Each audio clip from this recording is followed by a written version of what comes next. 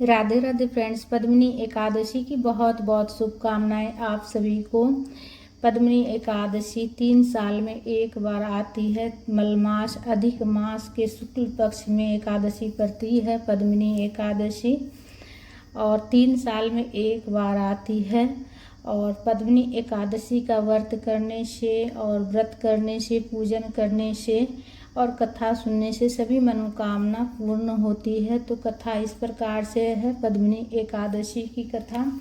तो कथा पूरा सुन लीजिएगा फ्रेंड्स। कथा इस प्रकार से है। एक दिन युधिष्ठिर ने भगवान श्री कृष्ण से कहा, हे प्रभु, अब आप मुझे मलमास के शुक्ल पक्ष की एकादशी का नाम तथा उसकी कथा का क्या विधि है, यह सब सुनाइए। भगवान श्री कृष्ण ने कहा, हे पांडुनंदन, मलमास के शुक्ल पक्ष में जो एकादशी होती है उसे पद्मिनी कहते हैं। यह अनेक पुण्यों को प्रदान करने वाली है। इसके व्रत के प्रभाव से मनुष्यों को विष्णु लोक की प्राप्ति होती है। अनेक पापों को नष्ट करने वाली तथा शक्ति को प्रदान करने वाली इस एकादशी के व्रत की विधि मैंने पहले देवर्षि नारद जी को सुनाई थी। हे राजन, वही विधि पुनः मैं तुमको सुनाता हूँ, जिसे आप ध्यान पूर्वक सुनो। व्रत का आरंभ दशमी के दिन करना चाहिए। कांसे के पात्र में रखा भोजन मसूर चना का दाल का दान करना चाहिए। शहद, शाक और पराये अन्न को दशमी को नहीं खाना चाहिए। इसे दशमी के दिन अवश्य अन्न भोजन करना चाहिए तथा नमक का त्याग कर देना चाहिए। दशमी के रात्रि को भूमि पर शयन करे और ब्रह्मचार्य व्रत का पूर्ण रूप से पालन करे। एकादशी के दिन प्रातः काल ही उठकर नित्य कर्म दातुन कुल्ला आदि से निवृत्त होकर किसी तीर्थ में स्नान करना चाहिए तथा गौ में मृत्तिका मिट्टी, तिलकुशा तथा आंवले का चूर्ण से विधि पूर्वक स्नान करें।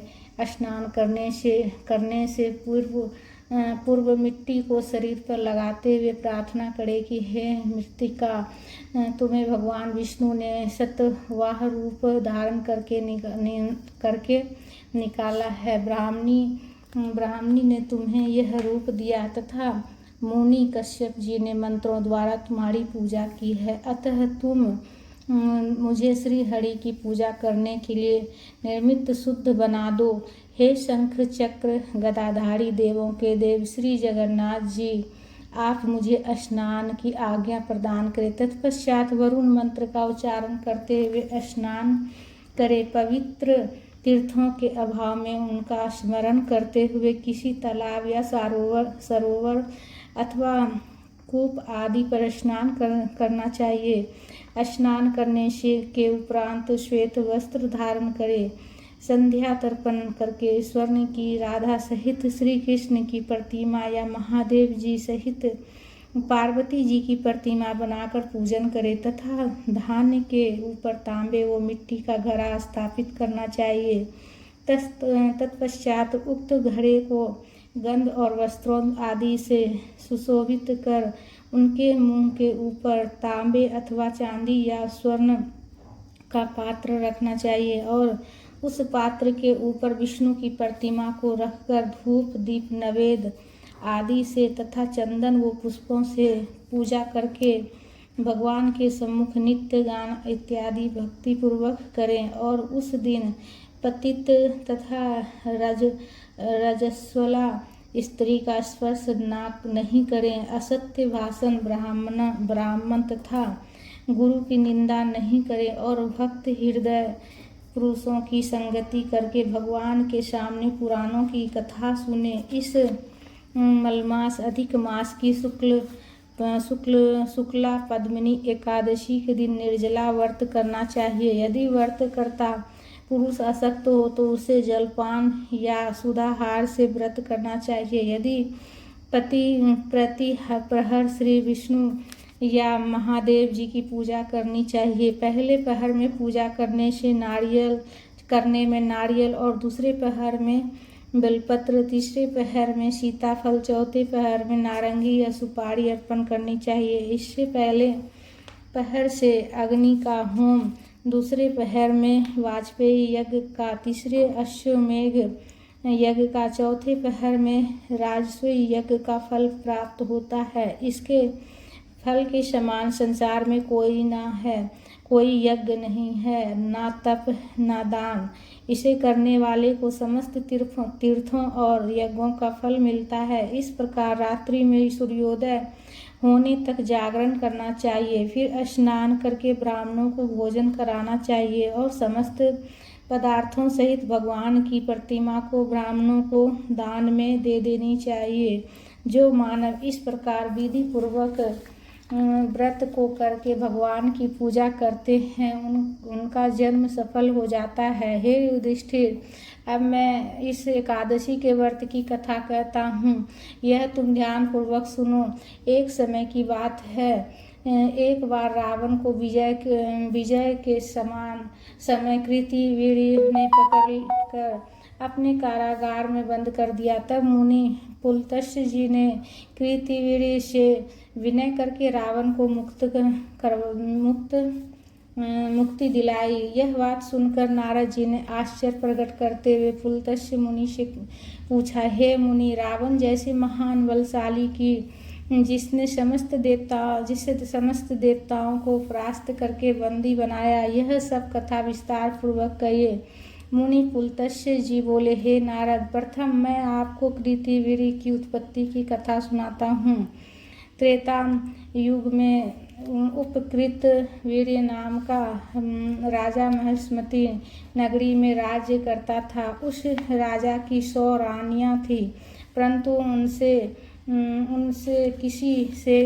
उनमें किसी से भी किसी के एक पुत्र ना हुआ, जो कि राजा के राज्य का भार संभालने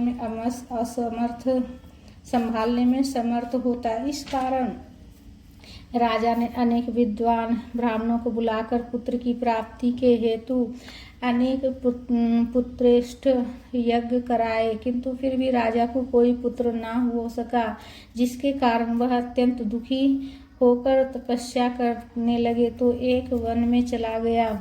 उसके साथ उसकी स्त्री राजा हरिश्चंद्र की पुत्री प्रमदा भी वस्त्राभूषणों को त्याग कर चली। वन में राजा और रानी दोनों ने लगातार 10 सहस्त्र वर्ष तक तपस्या की, परंतु कोई सिद्धि लाभ न हुआ। तप करने के कारण राजा के शरीर में केवल हड्डी ही रह गई, जिन्हें देखकर रानी प्रमदा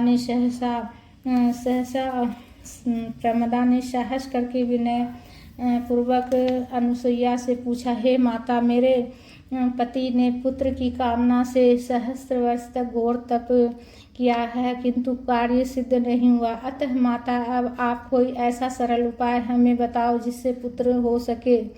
अनुसुईया बोली, हे रानी, मलमास अधिक मास में पद्मिनी नाम की एकादशी और कृष्ण पक्ष में आने वाली प्रमदा नाम की एकादशी का व्रत तथा जागरण करने से श्री हरि विष्णु भगवान की कृपा से तुम्हें अवश्य पुत्र की प्राप्ति होगी। इस प्रकार अनुसुईया ने रानी प्रमदा को इस व्रत तथा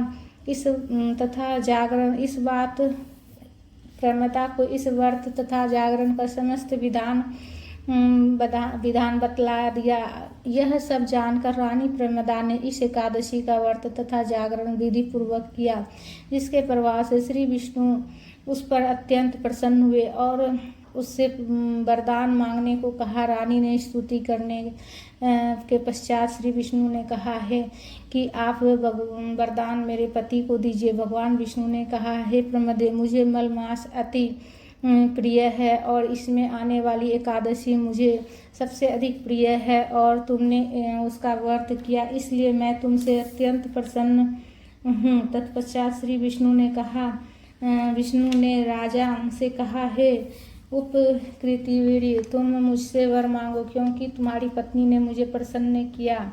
राजा ने कहा, हे भगवान, आप मुझे सबसे श्रेष्ठ, सबके द्वारा पूजित, आपके अतिरिक्त देव दानव मनुष्य आदि से अजय पुत्र दीजिए। तब श्री विष्णु उससे तथास्तु कहकर अंतर्ध्यान हो गए। तब वह राजा और रानी भगवान से वर प्राप्त करके अपने नगर को वापस आए। उन्हीं के यह कृतिवीर उत्पन्न हुआ। वह भगवान के अतिरिक्त सबसे अजय थे। इसी कारण उन्होंने रावण पर विजय प्राप्त की थी। श्री कृष्ण जी बोले, हे धर्मराज, जो मनुष्य इस अधिक मास के शुक्ल पक्ष की पद्मिनी एकादशी का व्रत तथा जागरण नियम विधि पूर्वक करते हैं, वे तथा इसके श्रोता स्वर्ग को प्राप्त करते हैं। जिस महीने यह एकादशी आवे उसी महीने के अनुसार सागर लेना चाहिए। कथा महात्म्य संपूर्ण। भी बोलिए विष्णु भगवान की जय, लक्ष्मी माता की जय। कथा पूर्ण हो गई फ्रेंड्स। हाथ में जो पुष्प है वो प्रभु के चरणों में समर्पित कर देंगे। कथा को ज़्यादा से ज़्यादा शेयर कीजिएगा फ्रेंड्स। कथा को लाइक कीजिएगा और कथा को शेयर कीजिएगा। चैनल पर अगर नए हैं तो चैनल को सब्सक्राइब कर लीजिएगा। पूजा पाठ तीज त्यौहार का सभी का वीडियो देखने के लिए प्रेम से बोलिए विष्णु भगवान की जय। विष्णु भगवान की जयकारा जरूर से ज़रूर लगाइएगा कमेंट्स में।